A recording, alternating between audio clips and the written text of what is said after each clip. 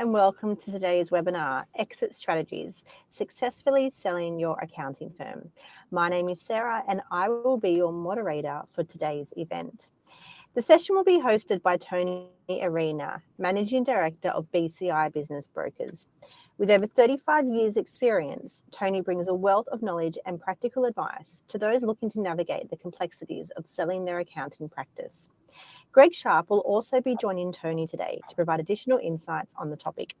Before we get started, I'd just like to go through some housekeeping to make sure today's event is as seamless as possible for everyone.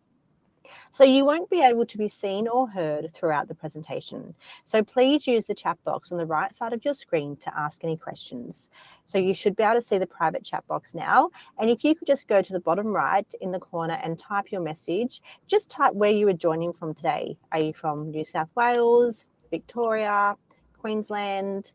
That will just get us familiar with the chat box, and we'll also be able to see where people are coming from. We've got people from Melbourne, people from New South Wales, WA, more Victorians, more New South Wales people. So great to see how far and wide this content is actually reaching today. We may also be launching some polls throughout the session where you will be asked to participate. And we encourage you to contribute where possible to help us guide the content. And today's session will also be recorded, and we will be sending the link along with some additional resources by the end of the week. And just a final note, you will be redirected once the session is over to a website containing a complimentary ebook.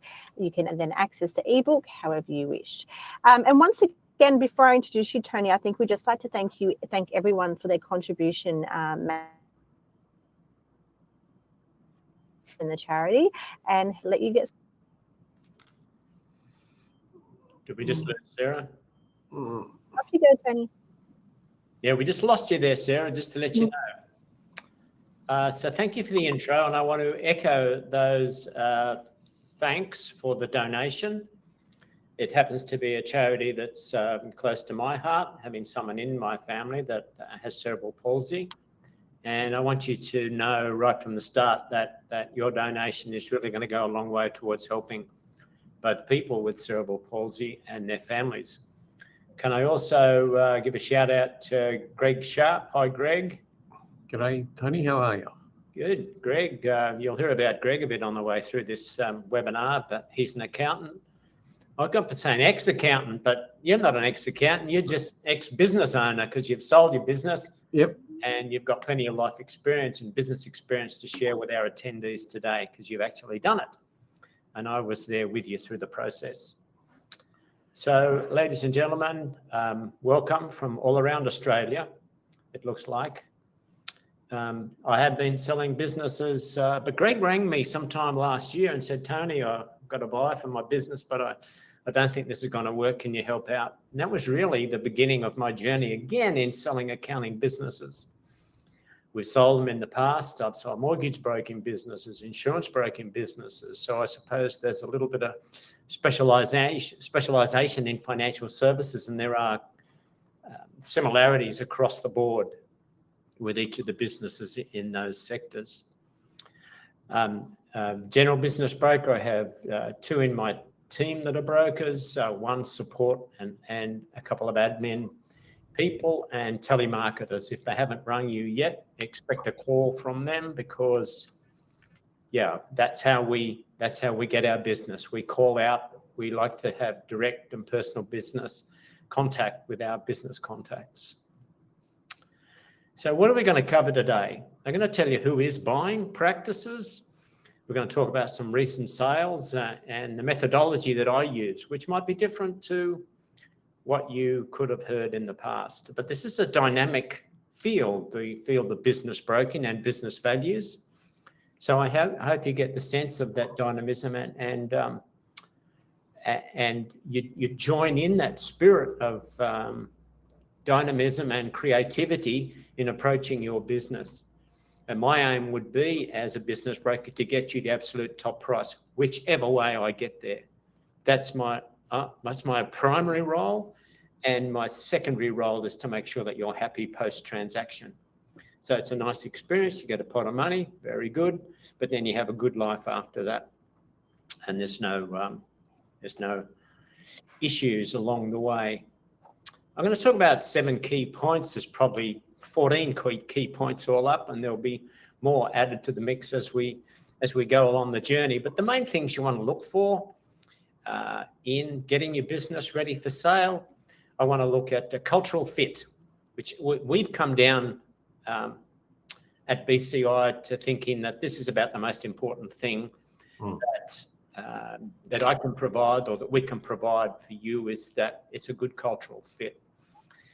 And preparation, what can you do to prepare? It's all about preparation, but there's certain documentation preparation and other physical preparation that you can do.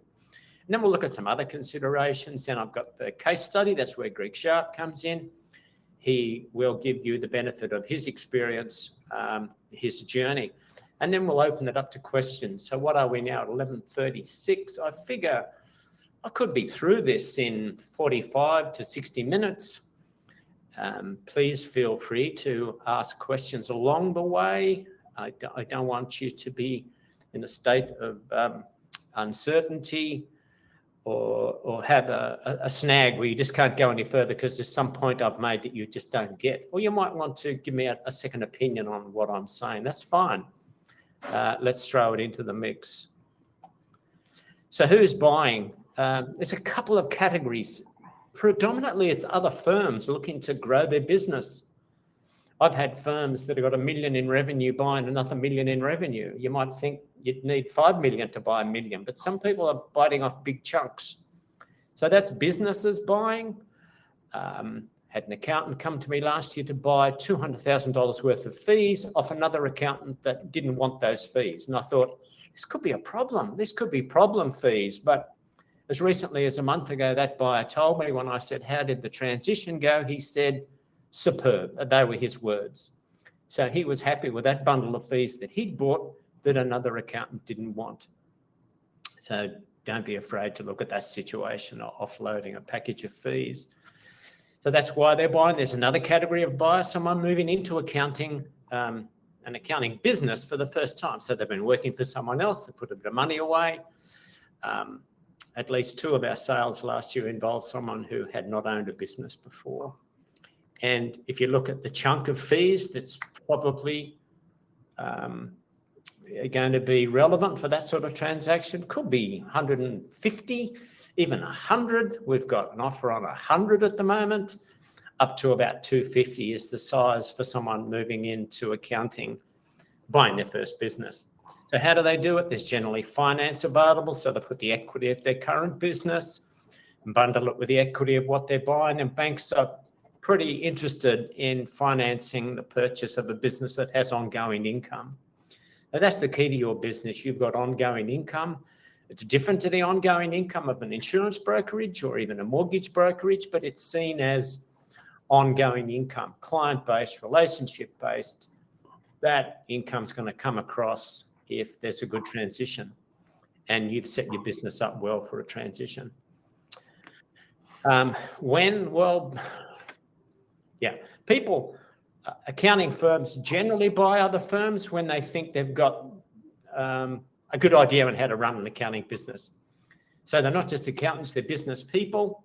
They understand the dynamic. Probably the leader in the firm doesn't do that much personal work, him or herself. They're looking to grow the team under them, and they would see themselves as business managers. And where do they come from? All over Australia. So COVID is the defining line here in this industry and many others. So before, where you might have seen accountants having a personal relationship, my clients come in and see me. Now, every time I ask the question, I get the answer, yes, well, I used to have clients drop in, but with Zoom, they're just used to a call. And that's increasingly becoming the case. I want to tell you about some recent sales. One we had at around 780K. These are revenue figures. It was $1 for $1. 180K was 90 cents per dollar of revenue. One at 226 was $1.20, and that 200 was a straight $1. That was a package of fees. and there was $1 million sale, which has only just recently been exchanged, selling at $1.10. So does that, you look at that and you think, oh, well, I don't need to know anymore. Everything sells from between 90 and $1.20. And that may help you, that range, but I want to widen this out to talk about a profit multiple later, and it's not just relating to a revenue multiple. But that's just an example of what's going on. And so let's look at turning that around and seeing where the multiple on profit lied. Now, number B was irrelevant as a multiple on profit because there was no profit. So multiple on profit doesn't make any sense. When you've got a smaller business and the owner's wage is just about equivalent to the profit, we can't talk about a profit multiple.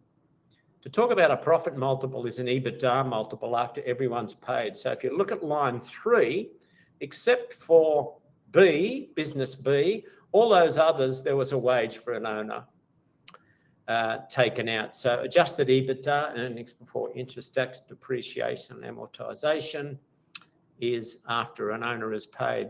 So if you have a look at the multiple on revenue, then have a look at the multiple on profit, and that's where we start to see difference and compare one to the other. So you can draw a ratio up there between multiple on revenue and multiple on profit, but let's develop this a little bit more. So am I going to totally throw out the rule of thumb? I'm going to be a little bit adventurous here and suggest that each of you be looking at the potential for a profit multiple. So where did revenue multiples come from? And why were people so happy to say, oh, accounting practices, they're just worth dollar for dollar? Because the old way of looking at this was, well, I can do what I want with my dollar of fees. Once I buy $1 worth of fees, it's up to me what I do with it. So, most dollars are worth the same to me, wherever I buy the practice. And that may get you through. And some people just say to me, look, I'm looking for dollar for dollar. And I might stop them and say, well, yeah, maybe a dollar for dollar will work, but let's look at profitability. Let's look at profitability to see if we can get more. So goodbye revenue in many cases. Hello profit. Let's have a look at profit as a potential of us getting more for the business. So let's look at two businesses to demonstrate what I'm saying here, a revenue multiple and a profit multiple. So business one has $1 million in revenue, but ends up spitting out $400,000, a 40% net profit. Let's call it net profit. Business two has less revenue, but more profit.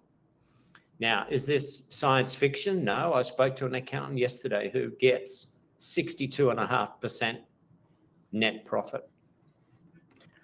So if I apply revenue multiple to each of those businesses, I'm going to get the one on the left worth $1 million, the one on the right worth 800. But look what happens when I develop a profit multiple. And you can get ratios down there. You see the ratio of revenue multiple to profit multiple. I can't tell someone who makes, $500,000 profit that his business is only worth 800. I just can't say that. So there's a couple of factors that I'm going to plug into this little spreadsheet here, if you like. Office rent, we've got a query. If you've got office rent, could the business be moved from home? Is there potential extra profit or a synergistic benefit in a buyer moving your business into their business and saving 40, 50, 80, 100 grand in rent? It's an adjustable figure. If you need the office, that argument goes out the door. But if it's a totally remote business, but you haven't moved the office to home yet, there's potential add backs with office rent. Flexibility with salaries, how much flexibility is there? How well are the employees paid? There's a whole topic here around outsourcing, which is a way I find that businesses with high profit margins have already outsourced a good part of their work. And on the revenue side, client service, how regularly are the client service? What type of service is rendered by the accountant to the client, and how will that continue to be serviced?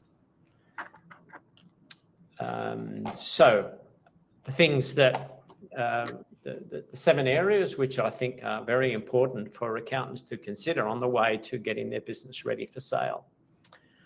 Profit is one, and we've discussed how profit will vary from office to office, and you will get businesses that will have a reportable adjusted net revenue after owner's return of 20%, and some will have 50%. So you should be increasingly looking to how you can improve the productivity of your business and hence the profit. Systems are very important. So your accounting systems, both your document management and the accounting system that your clients are on, is super important. If the buyer and seller are both on Xero, this is a lot easier. Not to say it can't happen if one's on MYOB, or if there's no compatibility between the systems. It's not a death knell, but it makes life easier if all of your clients are on the one system, and Xero seems to be the system of choice. I'll be interested to see if there's any comments on that. Greg will probably have a comment on that as well. Yes, I do. Yeah, how it worked for him. So preparation, they say, when should you start thinking about the sale of your business? And I always say that time is now. There's 2 things about preparation. It'll make you more profitable and it'll make you more valuable. And so the things that you do in preparing your business for sale would immediately impact your bottom line. Because really, preparation of your business for sale is just stepping back and saying, okay, what's my business like? Would I buy my business now? The only way to sell a business is to look at your business through the eyes of a buyer. So we could run the ruler over 20 key indicators in your business now and work out from 1 to 10 how well prepared you are in certain areas of your business. And we look at preparation in an upcoming slide. So transferability of a business. Remember before where I said that the very good acquirers, the owners of those businesses, are managers. They do very little compliance work themselves. And so those businesses are more transferable because staff are coming across, systems are coming across, owner is maybe coming across for a time, but in some cases the owner is not around to come across. There is no earn-out or period of full-time employment for the owner. Sometimes there is, sometimes there isn't. But transferability is all about the systems as well, and the state of your staff roster. So if you've got disruption in your business, if you've got staff that aren't particularly happy, if you put on staff that you're still trying to train, or the bulk of your staff you're still trying to train, you're going to be distracted. You're not going to be in control of your business, and you certainly need to be in control of your business when it comes time to a transaction. How much energy have you got left? So I meet many owners that have just left it too late, unfortunately. And they may not be able to give a full 12 months of earn-out if that's required. See, the more important the owner is to the business, the more important this 12 months post-sale is to the buyer. So clients need to be handed over. They're not with current staff, half of them are with the current owner.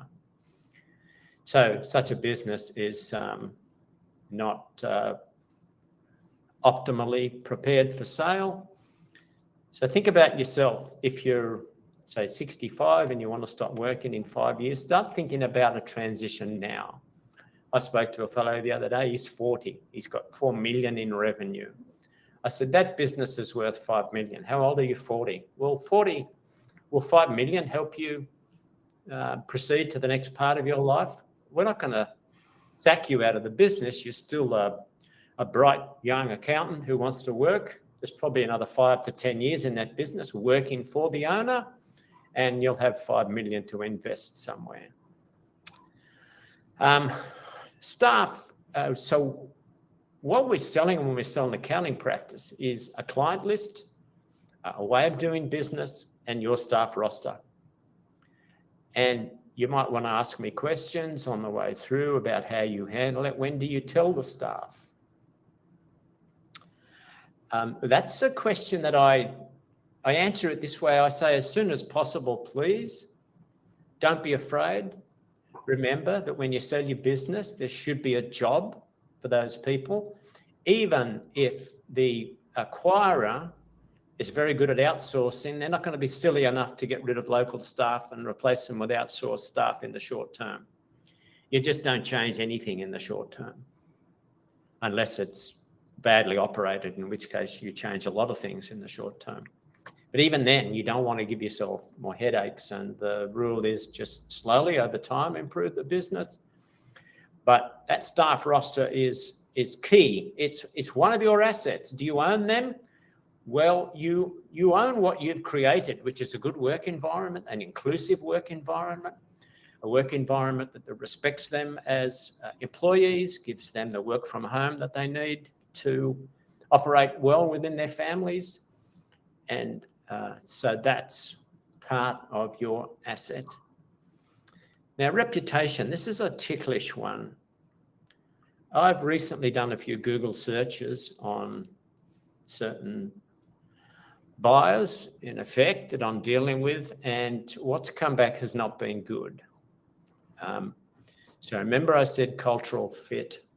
If there's someone out there that has a cloud, can I call it, over their reputation, then I'm in a bit of a dilemma. But if I have enough choice with the buyers that I pick to introduce to a vendor, well, then I don't need to include everybody, do I?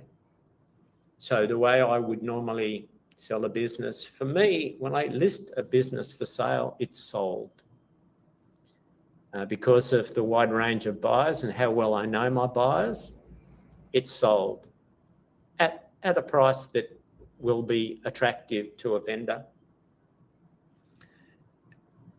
And I can only explain that in a way. So business breaking often works in the reverse. People say, oh, I've got this business for sale. Now I better go and find a buyer. No, I approach this. I've got buyers for businesses. I've got to go and find a seller.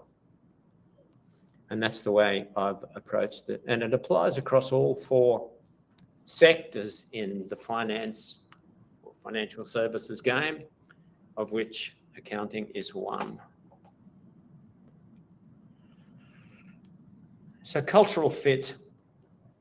So am I going to talk about every bit of cultural fit? No, there are certain areas where I have to step carefully. But let me say, if I ask the question, if I introduce a certain sort of buyer, what will your clients think? I'll leave it to my vendor to make that decision as to whether the person that I introduce is going to potentially cause some issues. And so let's take it in turn. The clients. So the clients used to come in and meet you, let's say 5 years ago, on a personal level. Not so many of them do that. It's over the telephone or it's over a Zoom call. Yeah, so that makes things a little bit easier. Having said that, doesn't solve all the problems. There has to be a level of communication between the new people and your acquirer. And just remember that the acquirer is not just the individual principal that we're speaking to via a Zoom call. If I introduce you to a buyer and those people are that buyer is going to move into your office, you want to know who's going to move into your office.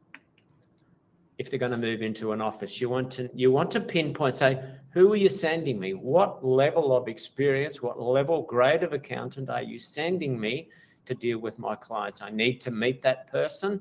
I need to meet the principal behind the acquirer, but I need to also meet that staff member, especially if, and this happens, the target business or the vendor has insufficient resources to currently manage the work they're doing. And that will often be the case. I will often speak to an accountant and they'll say, look, I'm just short of resources now. I just need a bit of help in my business to get me through. I've been stressed out. I've just not been able to manage. Things are getting behind. It's going to help me to sort of step off this level of stress, work in the business still, but have someone come in to apply those extra resources. The staff, your staff, have to get on with the people that are coming in. And so what about a situation where the buyer wants to grab the staff and take them somewhere else? It might be into an adjoining suburb. It might be across the city. It could be 30 kilometres away. What's going to be your answer? So this is not so much maybe a cultural fit, but a fit. So how will your staff react if suddenly someone says, oh, you're now working in the city, or you're working at Parramatta, or you can work from home? So these are the sorts of things that you will go through as a principal, as a vendor in this process. And the transition is so important. So we're going to talk about retention amounts shortly. And in that transition, see, all this is so important because do you want 80%, 90%, or do you want 100% of your purchase price? If you play your cards right, you'll get 100. If you fall over, you'll get 80%. And the more confident a buyer is about retention and transition, the more you'll be likely to make that a 90% upfront fee with a 10% transition. The best we've ever done is 95, and we even have a buyer at the moment negotiating for 100% at a reduced price because the vendor does not want a retention or a transition. Happy just to take the clients. Now, the equivalent in that, mortgage broking business really would be just to buy the loan book, and then you just have some sort of contact with that person, or you're just buying an ever dwindling asset of a loan book that's running off. Very rarely does that happen in accounting, but it could happen. If you say, look, cut me a price that gets me out of here, that's possible, but it's going to be a reduced price. So preparation is the key. Do you like my AI created image on the right-hand side there? I tried to get it to look like you, Greg, but didn't quite work. The reports that you need. And we need to know a good analysis of your clients. What size are they? What sector are they from? Are they commercial? Are they individual tax returns? Now, it goes without saying that if you've got a whole bundle of individual tax returns, unless you've got such a good system to get those out in a highly profitable manner, it could be via an outsourced, or you're just charging a little bit more for an individual tax return. Those businesses with a heavy emphasis on tax returns, personal tax returns, PAYG returns, are going to get less per dollar, if you like, and less of a profit multiple because the profit's going to be down. Greg can even go through a bit later the reports that the reports that we asked him to compile and the reports that he did compile and how he found that whole experience. So the idea is, if I were to create an information memorandum for you tomorrow on the sale of your business, it would have certain elements, probably 20 odd. I'd like you to go away after this session and build that information memorandum based on my template. And you should repeat that process every 6 months or every year. The beautiful thing that pops up then is you're not only keeping in mind what you should be doing and preparing your business for sale, but you're looking at it and saying, oh, have a look at that. I was talking to a financial planner yesterday and he said, we just sold off our B and C clients and kept our A clients. And then look what happened to our profitability. So we had more time to spend on building the business. And I want to tell you, his sales graph skyrocketed, as did his profit. The temptation is to think, I couldn't do that to a client.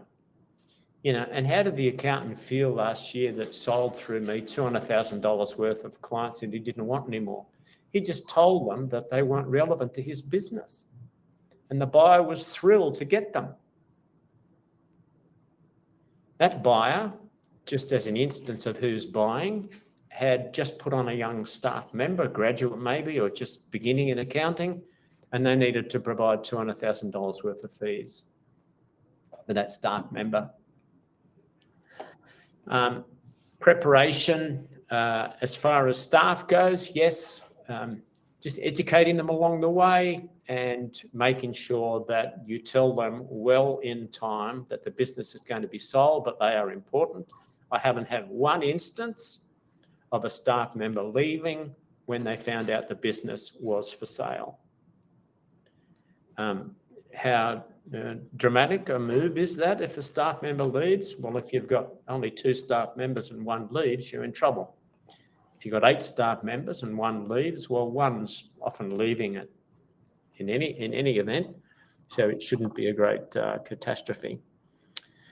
Your systems are so important. I'm going through a due diligence at the moment where I just can't get the information that I need to satisfy a buyer. Now, is that a reasonable buyer or is that an unreasonable vendor?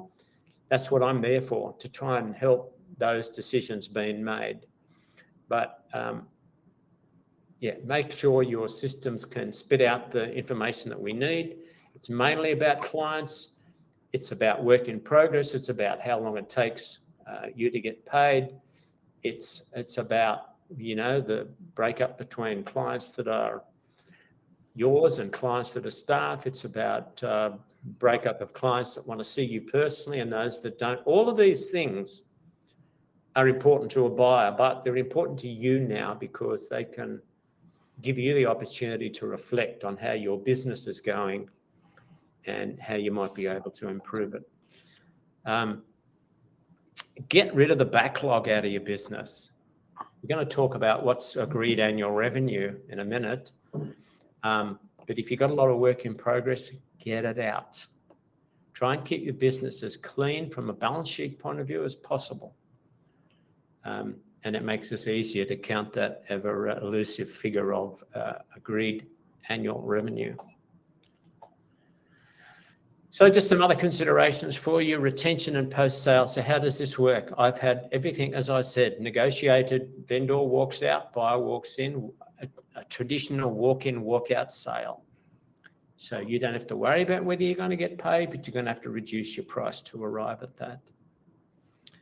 Post-sale, what sort of involvement do you want? And what's your wage going to be? If you're going to stay on, there's going to be a separate contract of employment. What are you worth? Are you worth 120? Are you worth 180? Are you worth 200 grand a year? So this comes back to your charge out rate. A fellow said to me the other day, I charge out at $4.50 an hour, and he wanted to know what the principal charged out at it was at $2.80. He said, I can't make that work. So I can only work in my business where I'm charging out at $4.50, and I can't hike all those client fees up by $200 an hour. There's so many considerations that come into retention and post-sale. I think I might leave this to see what questions you've got for me, and also for Greg, because he's in the middle of that right now. So what is annual income? Annual income is what the business takes in per client. Now, if you've got this backlog, sometimes you're dealing with a client's 2021, 2022, and 2023 returns because they're slow. You've done all those in one lump. That's not part of annual income. The annual revenue from the client on a regular basis builds towards annual income. The charge out rate, as I've said, is so important. We'll get that from you right up front so we know what sort of an accountancy practice we're selling.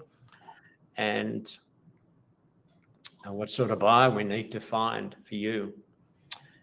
In my questionnaire I send to principals selling their business, I ask a question: how's your cybersecurity? You're handling clients' business affairs, their personal financial matters, and what's your protection? How often have you had an expert in to train your staff about what to do and what not to do?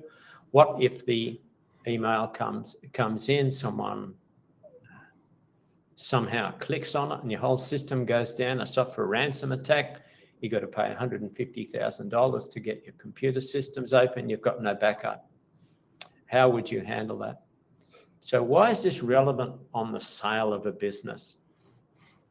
Because you don't just make your business safe by getting someone to drop in and give you a few ideas on how to make it safe. You have to go through a whole process of getting the training done, getting the technology done, putting in the backup systems, and continual ongoing training, because the hackers are only getting smarter. So if I put a business up that has, and quite often I'll get this answer, it's blank. What have you done to protect your business against cyber attack? If it's blank, it's not worth as much as a business that has taken the precaution and has implemented the systems. So if you do one good thing coming out of this session today, it'll be to find someone who can come into your practice. And how much worse is the risk when we're all working from home? We don't know who jumps on that computer. It could be the partner, or the daughter jumps on to go and buy something off Amazon, and then suddenly that computer is connected to your system and it's compromised, and you all go down. Because hackers are looking for loopholes, they're looking for holes in systems so that they can exploit them. And what happens is the hacker doesn't say, oh, by the way, I'm here, so let's have a coffee. They'll sit on your email for months, just waiting for an opportunity. And then they are you, they assume your identity, they have control over your inbox. And while they're not watching, there's a transfer of money of $150, $1 million, whatever it is, but it's not going into the intended bank account. It's going into the bank account of the hacker. And you don't get that back. You just don't get that back. Because that looked like the person that deserved to get the money, but it was someone pretending to be that person, and the money's in their account. So there's many other points Greg and I can now discuss, but I want to introduce Greg. Greg I've known for as long as I've been alive, almost. Greg, I know it's not that far, mate, but we've had good chats. Greg's a business valuer. He'll ring me and he'll say, Tony, what do you got any recent sales, or what do you think about this? Valuers always need to have opinions across the board from other valuers, but he also wants to know what transactions I've done. And then we'll have a chat. And I remember we're on the driving range somewhere practicing golf, and you told me you'd sold your business. How long ago? 10 years or something? He might tell you a little bit about that. And then he approached me last year and said, as I started out saying, beginning of this session, Tony, I think it's time for me to sell. Can you help out? So, Greg, you take it over from there. Thank you, Tony. You've done a very good presentation and covered on a lot of very, very relevant facts. Yes, that's right. About a year or so ago, I thought that I'd like to pull back and I'd like someone to buy my business. Tony was extremely patient, and I would have been probably a fairly difficult vendor. Having solved a practice about 15 years ago, and it was a successful sale. However, the trauma was not so good. And by that I mean, if you pick the wrong buyer, litigation can occur, staff members leave, and drama. So I think, Tony, I've now been sold 90% of my practice. I'm here as a 10% partner and shareholder, and we went through quite a rigorous process of picking the right buyer for you. The right buyer for me mightn't be the right buyer for everyone, but for me, the particular buyer has been very good. I'm looking at possibly doing some other ventures with them going forward. So I'm very, very happy at this point of time. Just to pick on a few things, or not pick, but mention a few key things. I think the cultural fit is really, really important. All the other issues with clients probably can be overcome with adjusting the purchase price. For example, I mean, I've seen a situation where $500,000 of fees have been sold, and one of the clients was $150,000. And there was a way of arranging the contract of sale to quarantine and specially provide for that client. But that's not where I was going. I'm talking about the cultural fit. Do you run your practice under management? i.e., can you walk away for a day and go out fishing and know that everything is going to go tick along beautifully? If there is an issue, you get a little email. That the client base does not run around you. And from a buyer's perspective, that was very important. I certainly delegate out and have specific accountants dealing with clients. I don't have all the clients coming to me. I make sure that certain clients deal with certain accountants, and certain clients deal with me, but they can also deal with a senior accountant here. So from a buyer's perspective, they're looking to see, does the firm run under management, or does it all run around you? Because if it all runs around you, the dollar in the dollar, or the $1.20 in the dollar becomes 80 cents or 90 cents. Because as soon as you leave, there's a reasonable probability that the client may leave. That leads me to the next issue in relation to what people you should have as backup staff members. Obviously, everyone will say, well, I need a CPA or a CA. And that's an interesting approach. I'm not saying it's wrong, but you need a staff member that's got the right personality. As one accountant said to me one day, John over the office here, he's a better qualified accountant than me, and technically he's a better accountant, but I've got more fees than him. My fees are double. Why is that? Because they have that relationship with clients. So I think that's important. And it's important when you assess as a vendor the contribution and that a buyer will have in terms of understanding the client's little idiosyncratic points of view and the relationship that they will build with them. And going back to the thing that I said originally, it's important that it's a strategic fit and a good cultural fit. Otherwise, you'll not be happy. I mean, you might be happy you've got a nice wad of money in your super fund or wherever it's going to go, but you won't be happy personally that you've left clients that may ring you up from time to time and not be too complimentary on the phone to you.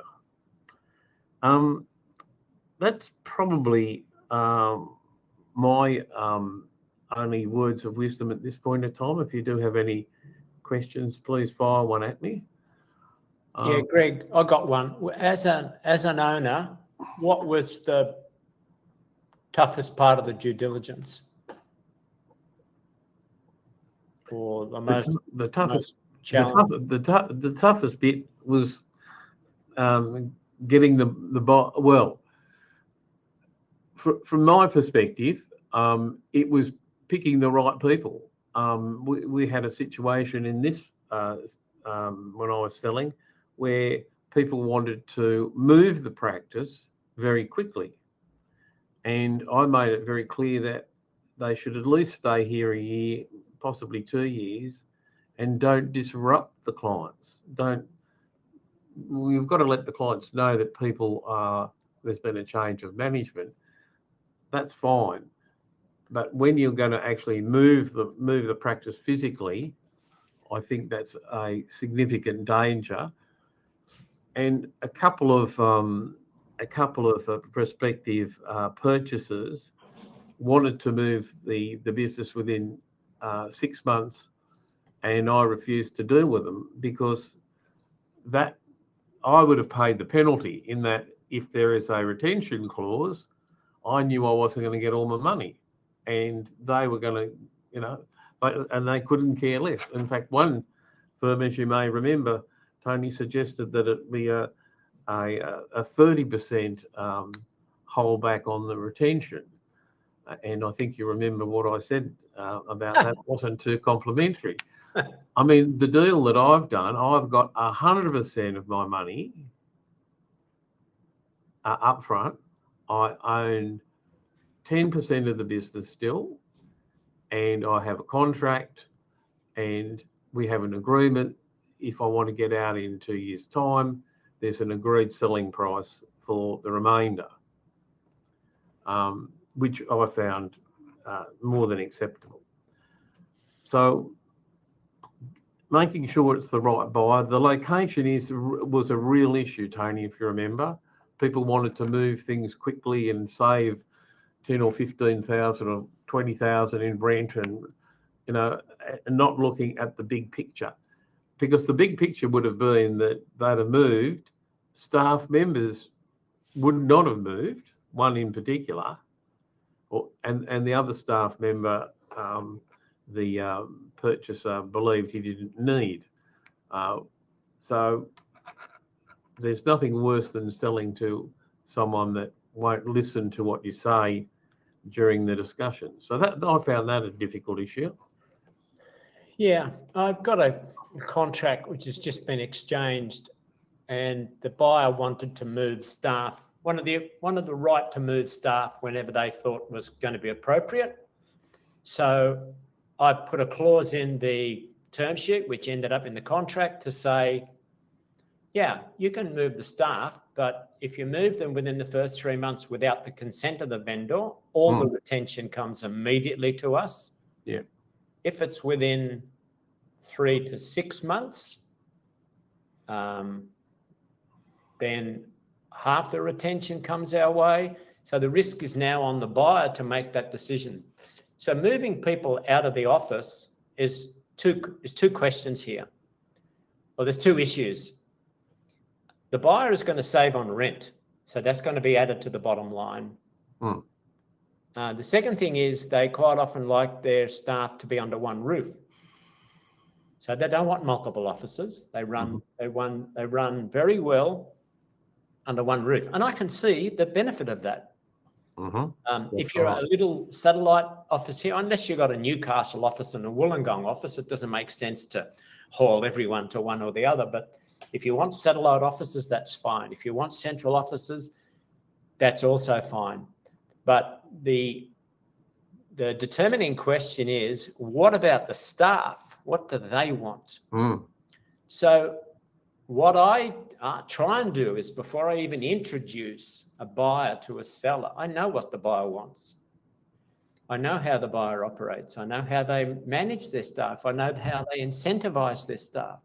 I know how they're going to immediately run that business and what effect that's going to have on the seller. Because Greg's already said some deals can work out nicely, like his current one, and others can end out not so nicely, where once you get one little fracture in the relationship, Mhm. everything starts to subside below water level. And it can go from bad to worse, and you don't want that to happen. So as long as everyone's clear up front about the expectation, and hey, that buyer doesn't want to do that, as Greg and I did. We said, well, that's not the buyer, let's keep going. We had to be very patient with our current buyer, the current owner of Greg's business. They had some things on which needed to be done before they could deal with us. And we said, yeah, fine, we'll wait for you. We actually like you. We think you're going to do well. And that proved to be right. Are we always going to be right? Hey, who can tell? You know, it's a bit like relationships. You're getting on fine. Suddenly when you get married, it's not as fine. Usually, you know, it can work out, but it cannot work out. So we can't take all precautions, but we can take all the precautions that are available to us. I'd agree with that, Tony. And if it doesn't feel right when you first meet them, it won't be right. First impressions are pretty important. If after the first hour's discussion with Tony and the prospective purchaser, you don't feel 100% comfortable, or they come back, as they did with me when I said you need to spend at least a year in the office, they came back and said, no, our offer is we're going to leave in 6 months. They weren't listening, and they weren't the buyer. The buyer that I've picked is going to stay at least 2 years in the office. And after today's discussion, I think we're looking at getting some extra fees, Tony, and building the office here and making it a major hub. Tell us about your life. You were an owner. Now you're an employee. Tell me the difference now in your life being an employee to when you were an owner. Well, I've got a fairly strong work ethic, and I don't feel all that much different at all, to be quite honest. I still own 10% of the business, so I'm quite dedicated to it. I just work less hours. I work Monday, Tuesday. Obviously, I'm doing a bit of work today. I'll probably work 3 days a week, 2.5, have 4 days off. So it's at my age, I think that's what I should be doing, and I'm very comfortable, but I don't want to stop work, and I don't think the current other two partners want me to stop work. No, but do you do less?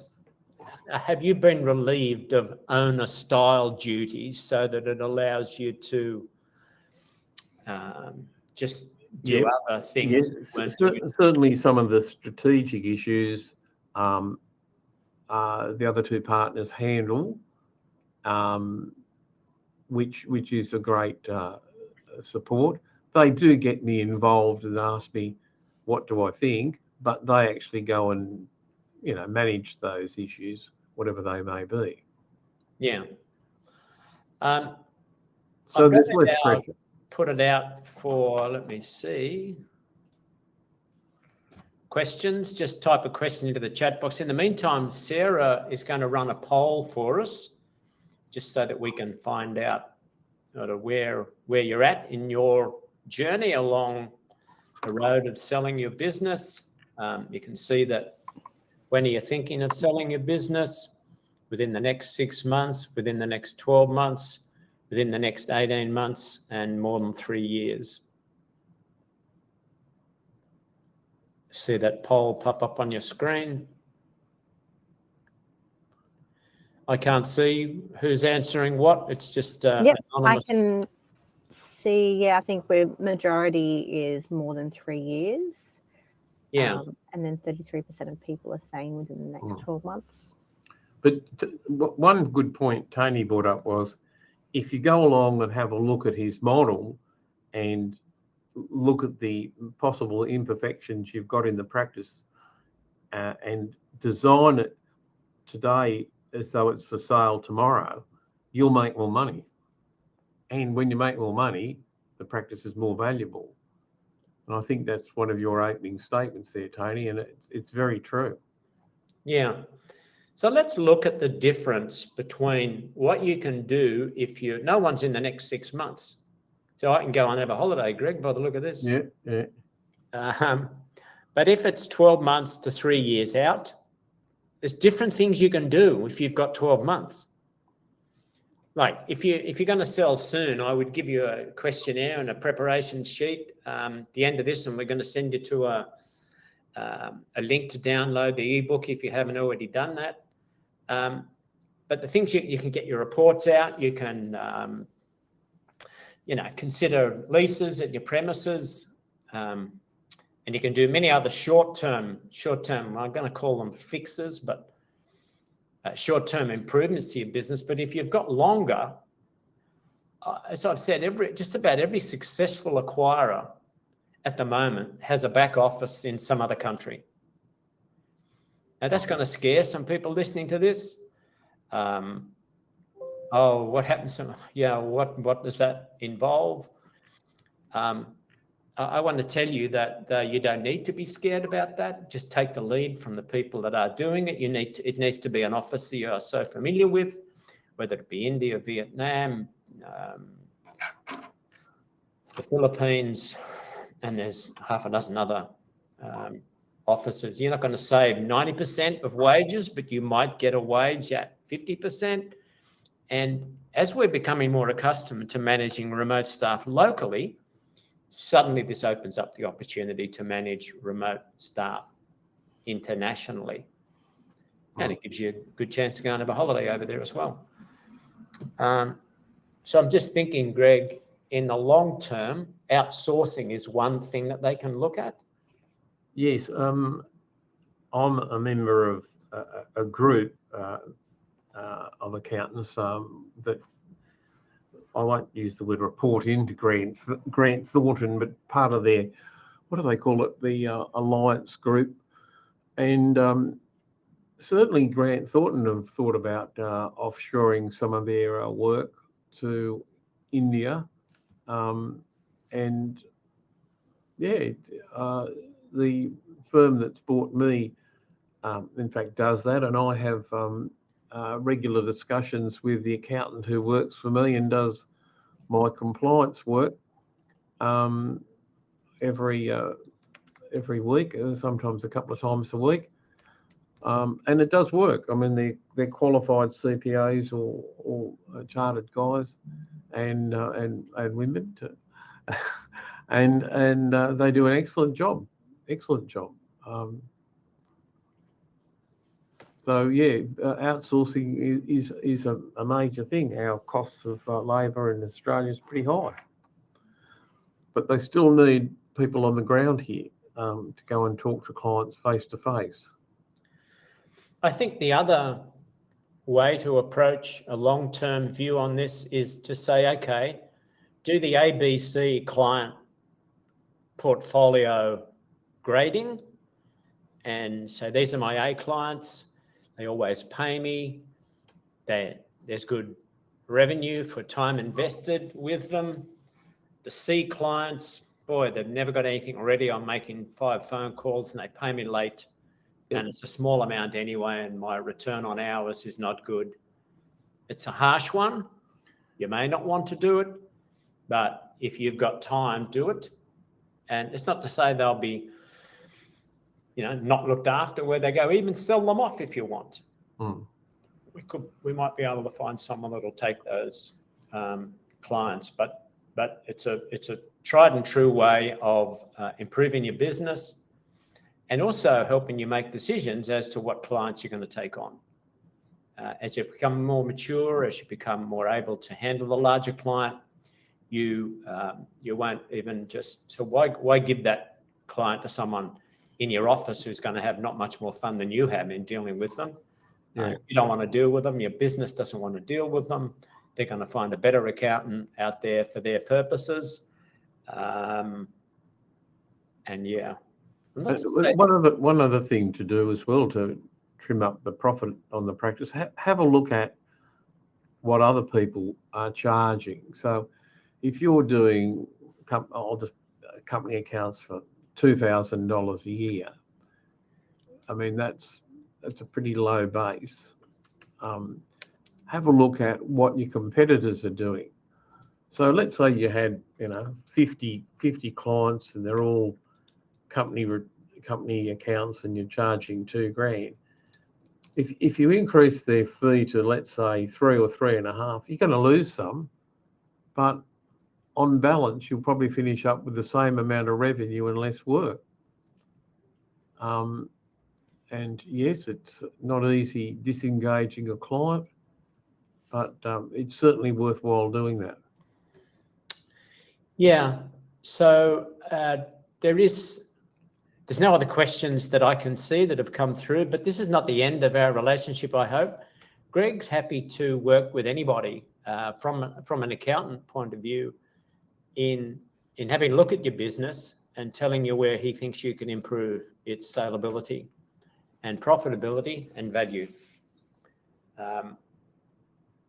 So, Greg, that's correct, right? Yes, no problem at all there, Tony. It is always worthwhile sitting down and looking where you are today, because strategically, client practitioners normally stretch for time, but you need to sit back and look at where you're going, and look at your client base, look at your time horizon for sale. Otherwise, the time will be there and you will be caught possibly in a dilemma of selling at a price that you don't think's realistic, or a price you don't want to sell at. Yeah. So can we put the link to the ebook, or we maybe with a follow-up email, Sarah, with a link to the ebook so that they can go straight to the website and download it. On that site. Yeah, on that site. Yeah. Would you like us to send an email following the webinar with a link to the ebook, which people will be redirected to as well as the webinar survey? Yeah, I think that's fine. Give people time to download it when they're ready. I'm also happy to talk to anyone. So there's long-termers here. So people thinking a long way out, which is great to see. Because I think you're going to get a lot from learning from both Greg and my experience as to how you can be really ready for sale.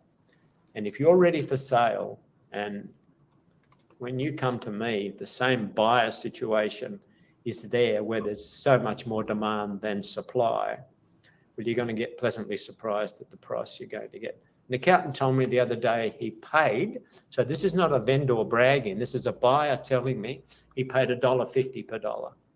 Oh. So I've had a question. We've had an approach to buy from someone who is not an accountant who wants an accounting practice. We are working through what this could look like. What do you think? I'm immediately thinking negatively about this. Yes. I can't comment on just that question, Suzanne, but if they're a good business person, they could very well be great for you. But I'd have to understand the terms of the offer, what they wanted you to do. I'm assuming they'd want you to hang around. So it could work out nicely. If they're strategic like Greg's buyers and they know how to build a business. I've already spoken at a webinar for Greg's buyers on how to improve the value of your business. So they've gone to the next level. They're not only doing compliance work, they're already on the way to helping their clients improve. They've got different tools and financial metrics to help their clients. So they're a go-ahead. That's the accountant of the future, does more than just provide what's needed now, but they look to the future. The recording will be available now. 3 years transition. So Suzanne's a follow-up question on this. With a 3 years transition, they want to place a manager who can take on a client-facing role. This could work out brilliantly or disastrously. So Greg and I would sit back at these questions and go, let's meet these people. Let's let's get an understanding. And the only way you can do that, first up in a Zoom call, sure, but I think, Greg, the only way we could have ever have done this was through personal meetings. If you can have a personal meeting, what about it from the other side of Australia? Well, I don't know. Some people are good at measuring people over a Zoom call or trying to understand people's culture over a Zoom call, but that's what I would do. I would put certain behavioural tests out there, find out what their aims are, what do they intend to do, and yeah, take it from there, Suzanne. But you'd want to meet everyone who's involved, both the owner, so you've got to size up the owner, and the manager that they want to put in place. It's going to take on a client-facing role. So what are they going to be? If they're not an accountant, okay, so the person they're going to put in the client-facing role would have to be an accountant, sorry. Yeah, they'd have to be, yeah. Yeah. So I'm going to wrap it up because I'm going to give you an early, if there are no more questions, I'm going to give you an early lunch. But I do want to thank you for coming with me on the donation side of this. Part of what you've done today and your contribution will mean that many people who otherwise might not have found a job will be encouraged by both technology and just general inclusiveness in the community to find work. If you go to the page that we direct you to and just click on the video at the bottom of that page, you'll see exactly what I'm talking about. And these people are brave, they're wonderful people, and if they could thank you, they would. So, hey, thank you, Sarah. Thank you, Greg Sharp. Thank you. Yep. Good to see you. Happy man. Yes, I am. And again, anyone wants to reach out, thank you very much. And if you don't mind just popping in the chat box, we'll just wait a couple and we'll keep the session open. Just what you thought of it or any suggestions for improvement, we're always open. This is the first one like this that I've run that relates to accounting practices. But I don't think I've ever enjoyed business broking more than I enjoy it right now. It's great to see, yeah, people getting what they deserve for their business and coming up to me later and saying, hey, thanks so much. It means a lot to me. So we might close it down and wish you all a happy rest of the day. Thanks, everyone. Enjoy the rest of your day. But we'll just leave the chat open. Thanks, Suzanne.